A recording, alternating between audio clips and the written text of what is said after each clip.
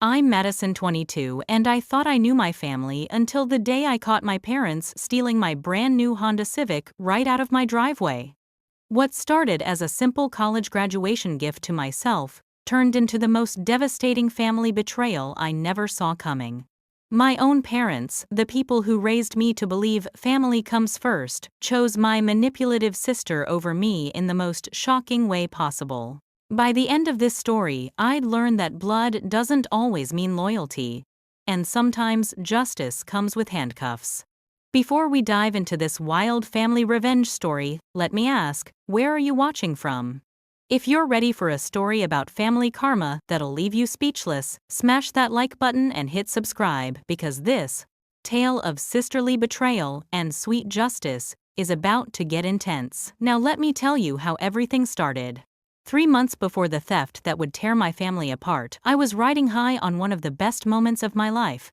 I had just graduated summa cum laude from Northwestern University with a degree in marketing, landed my dream internship at a tech startup in Chicago, and for the first time in my 22 years, I felt truly independent. Growing up as the responsible older sister to Brianna, who's 2 years younger, meant I'd always been the one making sacrifices, covering for her mistakes, and watching my parents bend over backward to accommodate her dramatic outbursts. Brianna had always been what my parents called free-spirited, but what the rest of the world would recognize as completely selfish and manipulative. While I worked part-time jobs throughout high school and college, saving every penny for my future, Brianna spent her time failing classes, getting into trouble with boys, and somehow convincing our parents that her problems were always someone else's fault. When she crashed Mom's car junior year because she was texting and driving, it was the other driver's fault for being in her way. When she got fired from 3 different retail jobs for showing up late, her managers were just jealous of her personality. But I was done enabling that dynamic. After graduation, I made a decision that felt revolutionary for someone who'd spent her whole life being the peacekeeper. I was going to buy myself something nice with the money I'd saved from years of working and scholarships.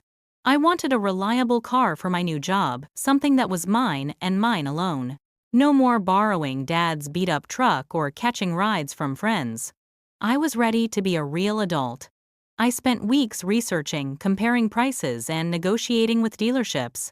Finally, I found her. A gorgeous silver 2024 Honda Civic, with all the features I dreamed about.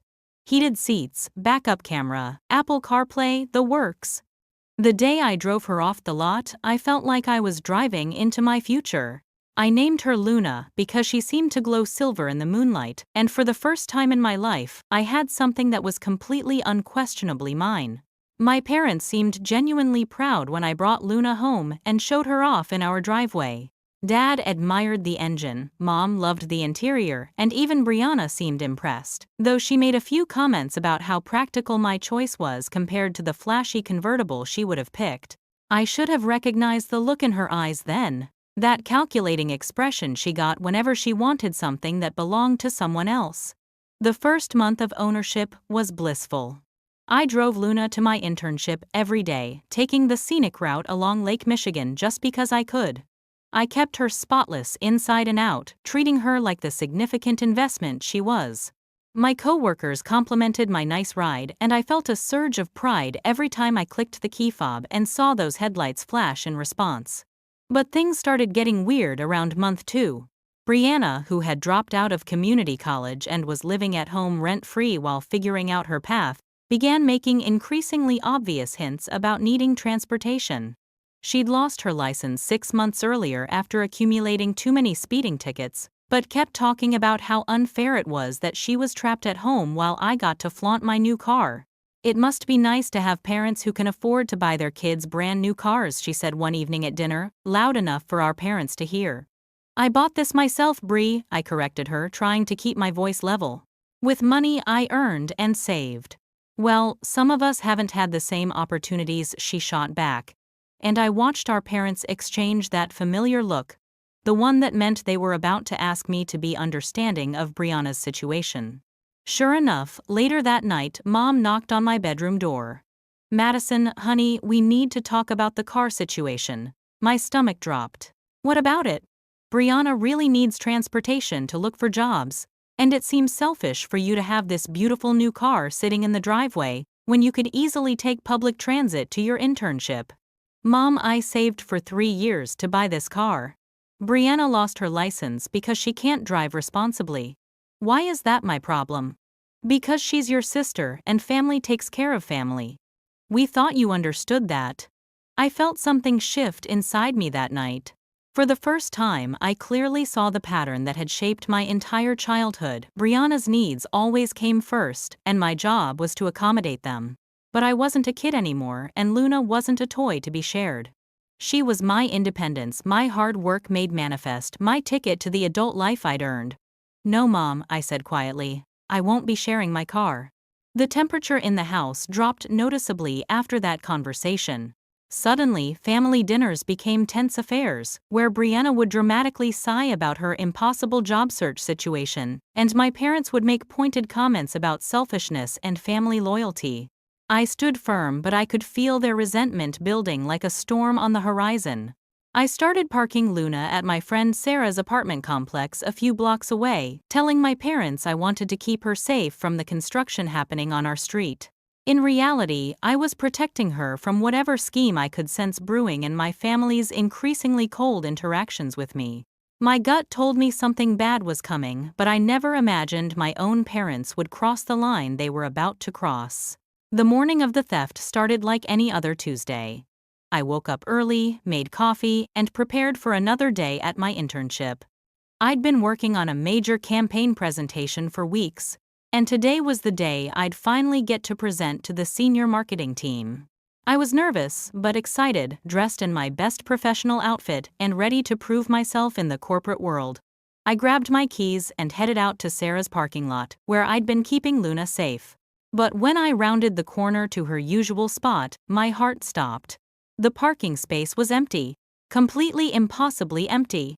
At first I thought I was confused about where I'd parked. I walked up and down the rows of cars, my heels clicking frantically on the asphalt, checking every silver car in sight. None of them were Luna. My hands started shaking as I pulled out my phone and called the parking lot management, thinking maybe there had been some kind of mistake, maybe cars had been towed for maintenance. No, ma'am, the security guard told me. No towing scheduled for this week. You sure you parked it here? That's when the horrible possibility crept into my mind. I called home, my fingers barely working as I dialed. Mom, I said when she answered my voice, already betraying my suspicion. Do you know anything about my car? There was a pause. A long, guilty pause that told me everything I needed to know. Madison, we can explain. Brianna had a job interview this morning, and you weren't answering your phone, and you thought, what? I screamed into the phone, not caring who heard me. You thought you could just take my car without asking. It's just for a few hours, honey. She'll bring it back before you need it for work. I need it now, Mom. I have the biggest presentation of my career in 2 hours, and I have no way to get there. But even as I said it, I knew this wasn't just about the presentation. This was about the fundamental violation of my trust, my property, and my autonomy. My own parents had stolen from me. There was no other word for it. I hung up and immediately called Brianna's phone. It went straight to voicemail. I called again. And again. Finally, she picked up. Madison, chill out, she said, and I could hear music playing in the background. I'm just borrowing it for a bit. Borrowing, Brianna, you took my car without permission. That's called theft. Oh my God, you're being so dramatic. It's not like you're the only person in this family who deserves nice things. Where are you? None of your business. I'll bring your precious car back when I'm done with it. The line went dead. I stood in that empty parking lot, shaking with rage and disbelief, and realized that my family had just shown me exactly where I stood in their hierarchy. Brianna's convenience mattered more than my consent. Her wants trumped my rights. And my parents had actively participated in violating my property and my trust. I called an Uber to work, spending $40 I couldn't really afford, and somehow made it through my presentation despite being emotionally devastated. My boss noticed I seemed off, but I managed to hold it together professionally. Inside, though, I was falling apart. Every hour that passed without Luna's return felt like another nail in the coffin of my relationship with my family. Around 3 p.m., I got a call from an unknown number. "Is this Madison Torres?" The voice was official serious. "Yes, this is Officer Rodriguez with the Chicago Police Department. We have a 2024 Honda Civic registered to you that was involved in a traffic incident. The driver claims to be your sister." My blood turned to ice. "What kind of incident? Hit and run, ma'am?" "She rear-ended a vehicle at a red light and fled the scene. We pulled her over about 10 miles away. She's claiming she had permission to drive the vehicle, but we need to confirm that with you." I felt the world tilt on its axis. Not only had my sister stolen my car, but she'd committed a crime while driving it. She'd damaged my beautiful Luna and potentially hurt someone else, then run away like the coward she'd always been. "Officer Rodriguez," I said, my voice surprisingly steady, "I did not give my sister permission to drive my vehicle. She took it without my knowledge or consent this morning." There was a pause. "Are you saying this vehicle was stolen?" I thought about my parents' betrayal, about Brianna's entitled attitude, about years of being expected to sacrifice for someone who had never shown me an ounce of consideration in return. I thought about Luna's damaged bumper and the innocent person Brianna had hit and abandoned. "Yes, officer. I'm saying this vehicle was stolen. Would you like to press charges?" The question hung in the air like a loaded gun. I knew that saying yes would change everything. It would mean police reports and court dates, and family members who would never forgive me. It would mean choosing my principles over keeping the peace, my boundaries over their comfort. But it would also mean finally standing up for myself in a way I never had before. "Yes," I said, and felt something powerful click into place inside my chest. "I want to press charges for theft of my vehicle." That single word, yes, would unravel everything my family thought they knew about me, about consequences, and about what happens when you push the wrong person too far. The police station felt like a different planet as I walked through those glass doors 3 hours later. Officer Rodriguez met me at the front desk, a kind-looking woman in her 40s, who explained the situation with professional detachment. Brianna was in a holding cell. Luna was in the impound lot with significant rear-end damage, and the family whose car she'd hit was pressing their own charges for hit and run. "Your sister has been asking to speak with you," Officer Rodriguez said as she led me through a maze of institutional hallways. "But you're under no obligation to see her if you don't want to." I thought about it for a moment. Part of me wanted to see Brianna face the consequences of her actions, to look her in the eye, and see if she felt even a shred of remorse. But a bigger part of me was done giving her opportunities to manipulate me. "I'd rather just file my report," I said. The paperwork was surreal. Theft of motor vehicle. Estimated damages of $3,200 to my car. Property violation. Each line I filled out felt like I was drawing a line in the sand, marking the exact moment I stopped being the family doormat and started being someone who demanded respect. My phone had been buzzing non-stop since I'd arrived at the station. Mom, Dad, even some relatives whose numbers I barely recognized. I finally answered when Dad called for the 8th time. "Madison Elizabeth Torres, what the hell do you think you're doing?" His voice was furious in a way I'd rarely heard. "I'm pressing charges against someone who stole my car and committed a hit and run," I said calmly. "That someone is your sister, your own blood. How could you do this to your family? How could I?" I laughed, and it came out bitter and sharp. "Dad, let me ask you something. How could you and Mom take my car without asking? How could you enable Brianna to commit a crime? How could you teach her that other people's property doesn't matter as long as she wants it? We thought you'd understand. We thought family meant something to you. Family does mean something to me. It means trusting each other, respecting each other's boundaries, and taking responsibility for your actions. What you and Mom did wasn't family behavior. It was enabling a spoiled brat who's never faced consequences for anything in her life. If you don't drop these charges, you're not welcome in this house anymore." The ultimatum hung between us like a sword. This was it, the moment my parents showed their true colors. Not anger at Brianna for stealing and lying and endangering people. Not remorse for violating my trust. Just rage at me for refusing to be victimized quietly. Then I guess I'm not welcome in that house anymore, I said and hung up. 2 hours later, I was standing in the impound lot looking at my beautiful Luna with her crumpled rear end and shattered taillights. The damage was worse than I'd imagined. It would take weeks to repair, assuming the frame wasn't bent.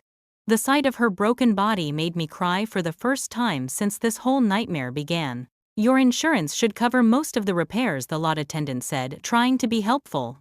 And since she was driving without permission, her insurance won't be liable.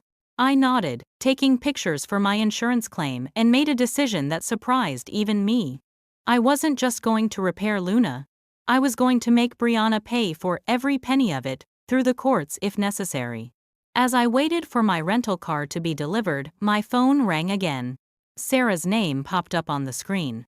"Girl, what is happening?" she said before I could even say hello. "Your mom just called me asking if I know where you're staying tonight. She said you'd had some kind of family fight." "It's a long story," I said, and realized I didn't have anywhere to go. In all my righteous anger about standing up for myself, I hadn't actually planned for the practical reality of being disowned by my parents. "Come stay with me," Sarah said immediately. "I've got a pull-out couch and a bottle of wine, and you can tell me everything." That night, sitting in Sarah's tiny apartment with Luna's insurance forms spread across the coffee table, I told her the whole story. She listened with increasing outrage, periodically pausing to mutter things like "they did not," and "that little brat and your parents have lost their minds." "You know what this is really about, right?" Sarah said when I finished. "This isn't about the car. This is about them realizing they can't control you anymore, and they're panicking." She was right. For 22 years I'd been the manageable daughter, the one who sacrificed her own needs to keep everyone else happy. But buying Luna had been the first purely selfish thing I'd ever done, and it scared them. It showed them that I was becoming independent, that I had my own money and my own priorities, and that I wasn't going to spend my whole life cleaning up Brianna's messes. But what really struck me was something I shared with Sarah that I'd been thinking about all day. This wasn't the first time my family had shown me where their loyalty really lay. "Remember when I got that scholarship to Northwestern?" I said. "Brianna threw a fit because she said it wasn't fair that I got to go to a good school when she was struggling in community college. Instead of celebrating with me, my parents spent the whole dinner talking about how we needed to be sensitive to Brianna's feelings about my success." Sarah's eyes widened. "You never told me that." Or when I graduated valedictorian from high school, and Brianna got drunk at my graduation party and threw up on my dress. My parents made me apologize to her for making her feel bad about not doing well in school. The pattern was so clear now, laid out in the harsh light of this ultimate betrayal. My achievements were minimized to protect Brianna's ego. My boundaries were violated to accommodate Brianna's wants. My property was stolen to solve Brianna's problems. And when I finally said no, I was the one being punished. As we talked late into the night, I realized something that felt revolutionary. I didn't owe my family unlimited forgiveness just because we shared DNA. I didn't have to set myself on fire to keep them warm. And I definitely didn't have to drop charges against someone who stole from me just because she happened to crawl out of the same womb I did. The next morning, I woke up with a clarity I'd never felt before. I was going to see this through to the end, whatever that looked like. Brianna was going to face real consequences for the first time in her life. And my parents were going to learn that their golden child wasn't untouchable. I had no idea that the real drama was just beginning, or that the family secrets about to come to light would make everything I'd discovered so far look like child's play. Before I continue with what happened next, I have to pause and ask, are you as shocked as I was by my parents' betrayal?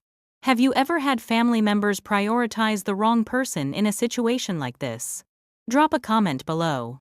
Because I know I'm not the only one who's dealt with family dynamics this toxic. And if you're invested in seeing how this story unfolds, make sure you're subscribed, because the revenge I got was more satisfying than I ever could have imagined. Now, let me tell you about the family meeting that changed everything. 3 days after pressing charges, I received an unexpected call from my grandmother. My mom's mother, who I'd always called Nana. She was the only family member who hadn't blown up my phone with guilt trips and angry voicemails. Madison, sweetheart, her familiar voice was gentle but firm. I think it's time we all sat down and had an honest conversation. Can you come by my house Sunday afternoon? I hesitated. Nana, if this is about dropping the charges, it's not, honey. Trust me on this one.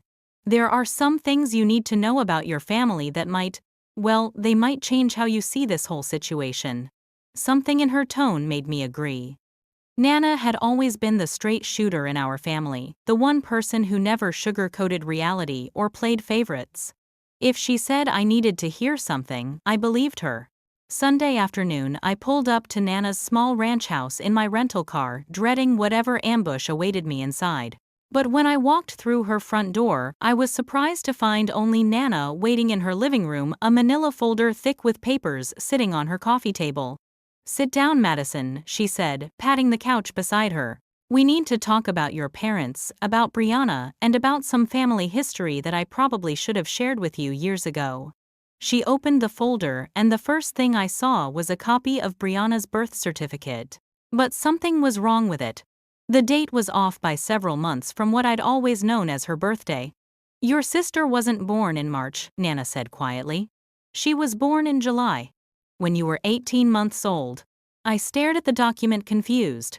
I don't understand. Your father had an affair, Madison. Brianna isn't your mother's biological daughter. The words hit me like a physical blow. My entire understanding of my family structure crumbled in an instant. Suddenly, everything made horrible, perfect sense. The way my parents bent over backward to accommodate Brianna. The way my mother's love for her always seemed forced. The way my father got defensive whenever anyone criticized Brianna's behavior. Mom has been raising Dad's affair baby for 20 years, I whispered.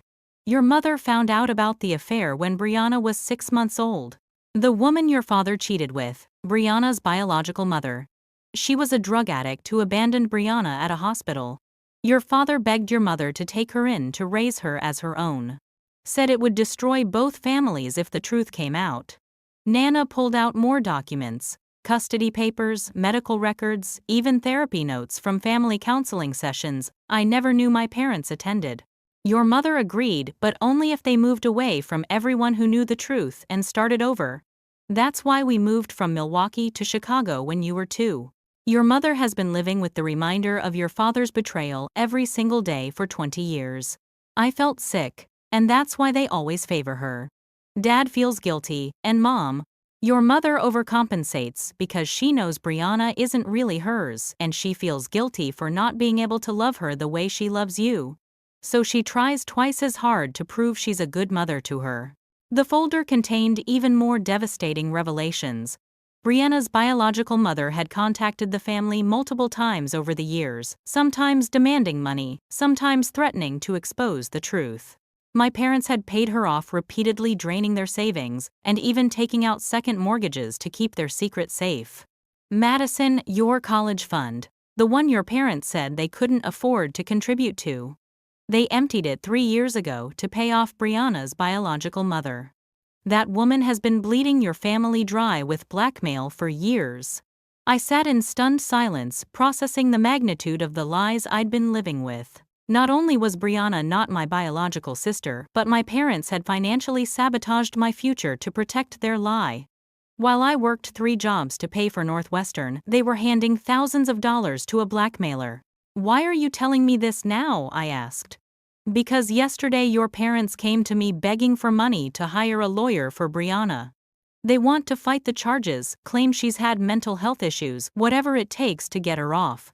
And they asked me to talk you into dropping the charges. Nana's expression hardened. That's when I decided enough was enough. This family has been held hostage by lies and guilt for 20 years. And it's destroyed everyone involved.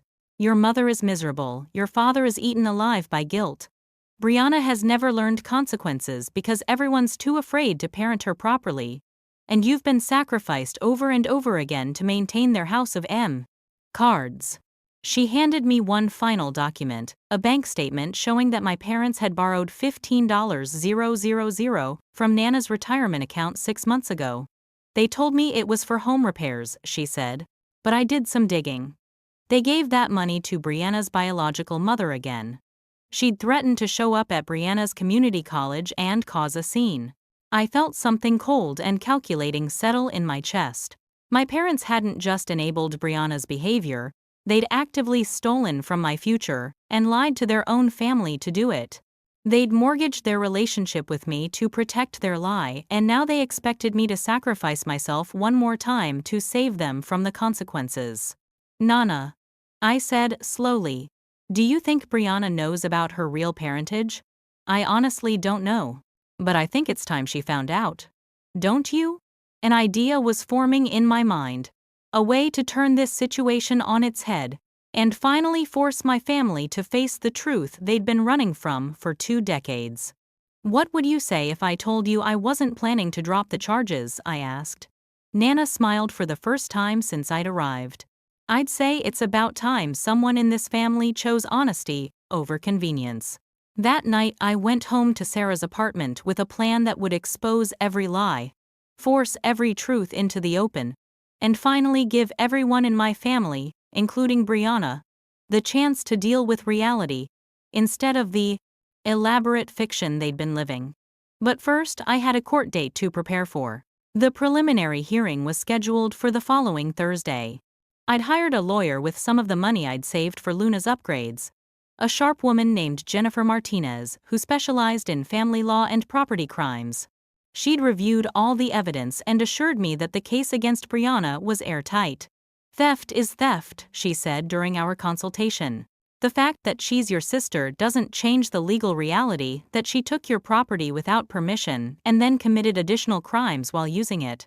What my lawyer didn't know was that I'd been planning something far more devastating than a simple criminal prosecution. The night before the hearing, I called Brianna directly. She answered on the first ring, her voice immediately shifting into the wheedling, manipulative tone I knew so well. Madison, thank God. My parents hadn't just enabled Brianna's behavior, they'd actively stolen from my future and lied to their own family to do it. They'd mortgaged their relationship with me to protect their lie, and now they expected me to sacrifice myself one more time to save them from the consequences. Nana, I said slowly, do you think Brianna knows about her real parentage? I honestly don't know. Look, I know you're upset, but you have to drop these charges. Do you have any idea what this is doing to Mom and Dad? Mom hasn't stopped crying for days. Brianna, I said calmly, we need to talk, face to face.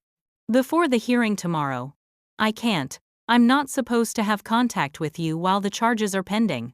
Then have your lawyer arrange a meeting. Because I have some information about our family that I think you deserve to know before you go to court. The next morning I arrived at the coffee shop early, armed with copies of all the documents Nana had shown me.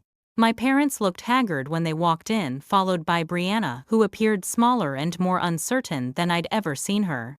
Madison, please, Mom started before she'd even sat down.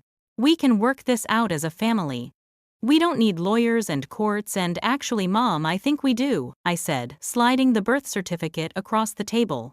Because this family has been built on lies for 20 years, and I'm done pretending otherwise. Brianna picked up the document, her face scrunching in confusion. Why do you have my birth certificate? And why does this say I was born in July? My birthday is in March. The color drained from both my parents' faces. Madison, don't, Dad said quietly. Don't what? Don't tell my sister that she's actually the product of your affair. Don't mention that Mom has been raising your affair baby for 2 decades while you both sacrificed my future to pay off blackmail money. Don't bring up the fact that you emptied my college fund to keep your dirty secret safe. Brianna's eyes went wide, darting between our parents' faces. What is she talking about? I pulled out the custody papers, the therapy notes, the bank statements showing the payments to her biological mother. I laid them all out like evidence in a trial, which, in a way, they were. Your real mother is a drug addict named Crystal Martinez, who's been bleeding our family dry for years, I said, my voice steady, despite the chaos erupting around the table. Mom isn't your biological mother. Dad cheated on her when I was a baby, and you've been the guilty conscience that's driven every decision this family has made since you were 6 months old. Brianna stood up so fast her chair fell over. You're lying. Look at the papers, Bri. Look at Mom's face. Look at Dad's face. Ask yourself why they've never been able to tell you no about anything.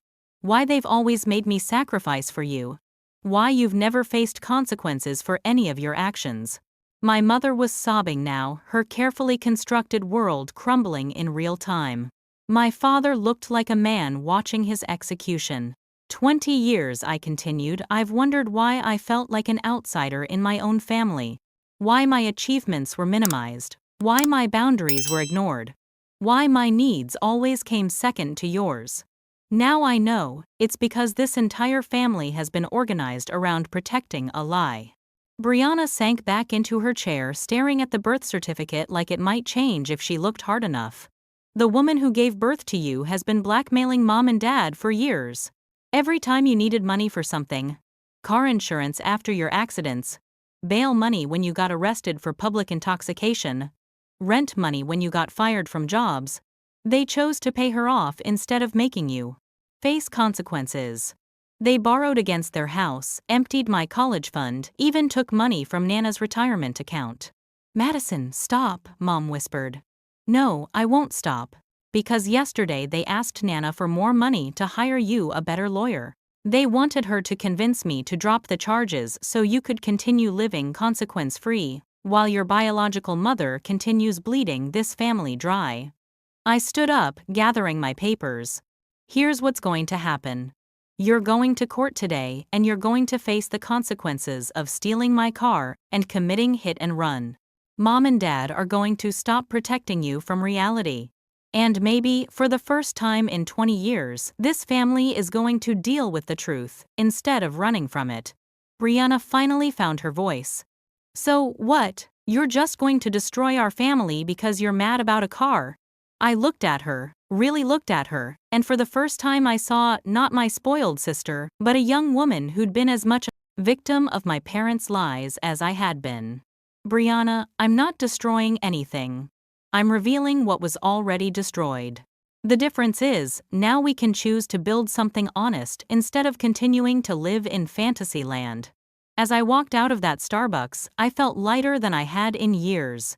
The truth was out, the lies were exposed, and for the first time in my life I wasn't the one cleaning up someone else's mess. But the real fireworks were still to come. The courthouse was buzzing with tension when I arrived for Brianna's hearing. My parents sat on one side of the gallery, looking like they'd aged a decade overnight. Brianna sat with her public defender occasionally glancing back at me with a mixture of anger and something that might have been respect. The proceedings were swift and decisive. The evidence was overwhelming. Security footage from the parking lot showing Brianna taking Luna witness statements from the hit and run, her own confession to the police. When the judge asked if she understood the charges against her, Brianna's voice was barely audible. Yes, Your Honor. But then something unexpected happened. During the sentencing phase, Brianna stood up and asked to address the court. Your Honor, I want to take responsibility for what I did. Not just the theft and the hit and run, but for 20 years of not taking responsibility for anything. My sister is right. I've never faced consequences for my actions. And it turned me into someone I don't want to be.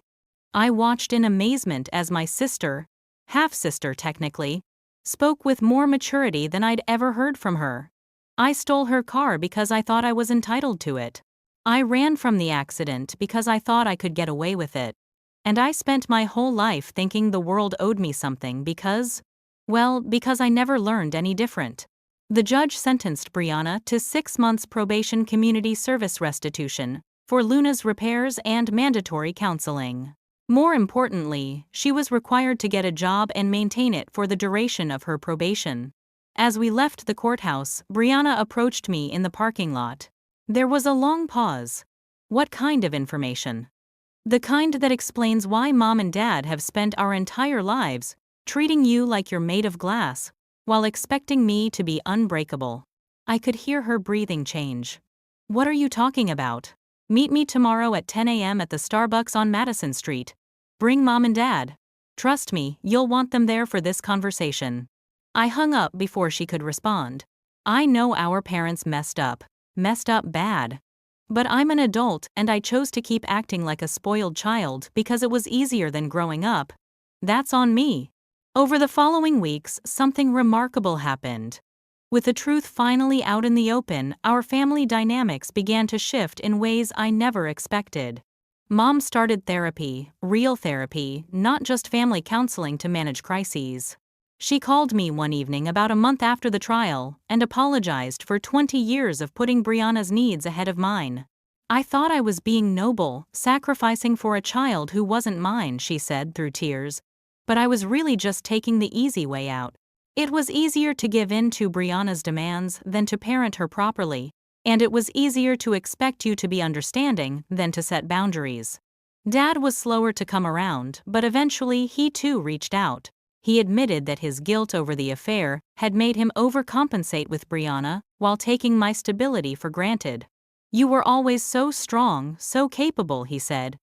"I guess I forgot that you were my daughter too, and you deserved better from me." The most surprising change was in Brianna herself. The job requirement from her probation forced her to find employment, and she ended up working at a veterinary clinic. For the first time in her life, she had responsibilities that couldn't be delegated or ignored. She had to show up on time, follow rules, and face consequences if she didn't. "It's weird," she told me during one of our tentative coffee meetings 6 months later, "but I actually like having a job. I like knowing I earned my paycheck. I like the animals trusting me." Luna was fully repaired and more beautiful than ever. But more than that, she represented something new. The moment I'd chosen myself over family dysfunction, the day I demanded respect instead of accepting scraps. My relationship with my parents improved slowly but steadily. We established new boundaries. No more guilt trips, no more emotional manipulation, no more expecting one child to sacrifice for another's poor choices. Most importantly, no more lies. Brianna's biological mother made one final attempt to contact the family about 8 months after the trial, but this time, my parents handled it differently. Instead of paying her off, they told her the truth was already out and she had no power over them anymore. When she threatened to cause trouble, they simply said, "Go ahead, we're done living in fear of you." She never contacted us again.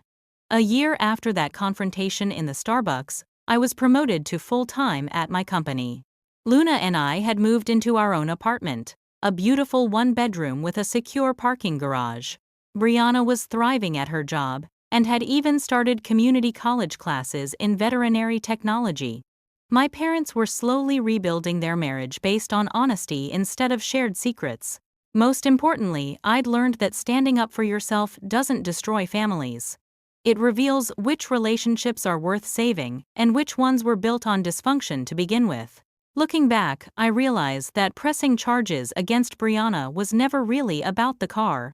It was about refusing to be sacrificed on the altar of family peace. It was about demanding that love come with respect, not just obligation. And it was about choosing truth over comfort even when that truth was devastating. So here's my question for you. Have you ever had to choose between keeping family peace and standing up for yourself? Have you experienced that moment where you realized that family loyalty was actually just enabling bad behavior? Drop a comment and let me know your story. I've learned I'm definitely not alone in dealing with toxic family dynamics.